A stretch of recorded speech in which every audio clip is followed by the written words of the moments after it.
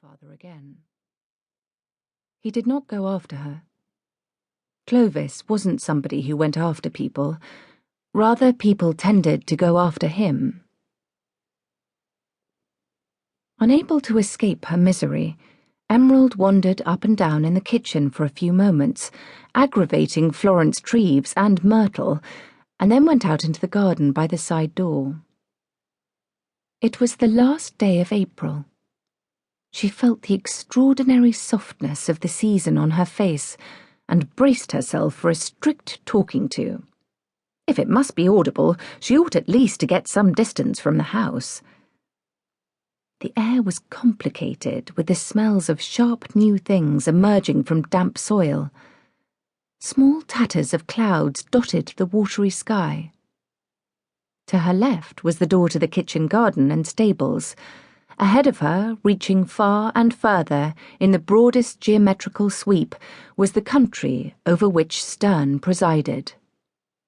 It spread out beneath and beyond, reaching into straining, dazzling blue distance, where the fields became indistinct and hills dissolved to nothing.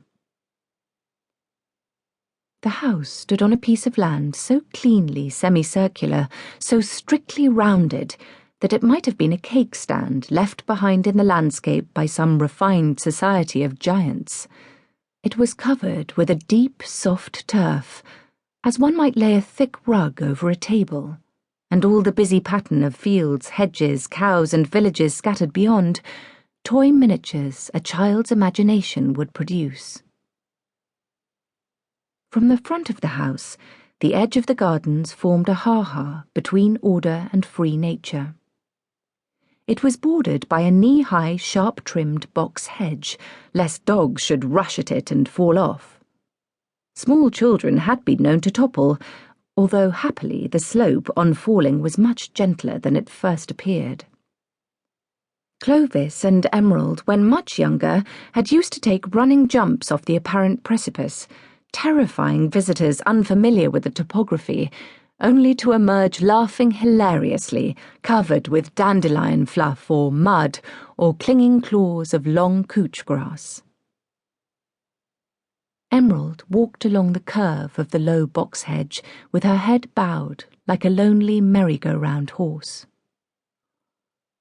"This helpless grief over what amounts to a few rooms and a rather poor roof is irrational," she began, "and frankly," she stopped walking, "ludicrous." She turned her face to the house, the windows of which glowed variously. "There's no use looking at me like that," she said to it. She crossed the gravel and went towards the other part of the garden, where were the borders and sundial. "And there's not even the excuse of ancestry," she said out loud again, and indignant. And it was true. No generations of Torringtons had lived at Sterne. No generations of Torringtons had lived anywhere particularly, as far as they knew. They were a wandering, needs-must sort of family who made their livings disparately, in clerking, mills, or shipping, travelled to France for work in tailoring, or stopped at home in Somerset, Shropshire, or Suffolk to play some minor role in greater projects, designing a lowly component of a reaching cathedral or a girded bridge. Some had been in business, one or two in service. There was an artist, some soldiers, all dead. All dead.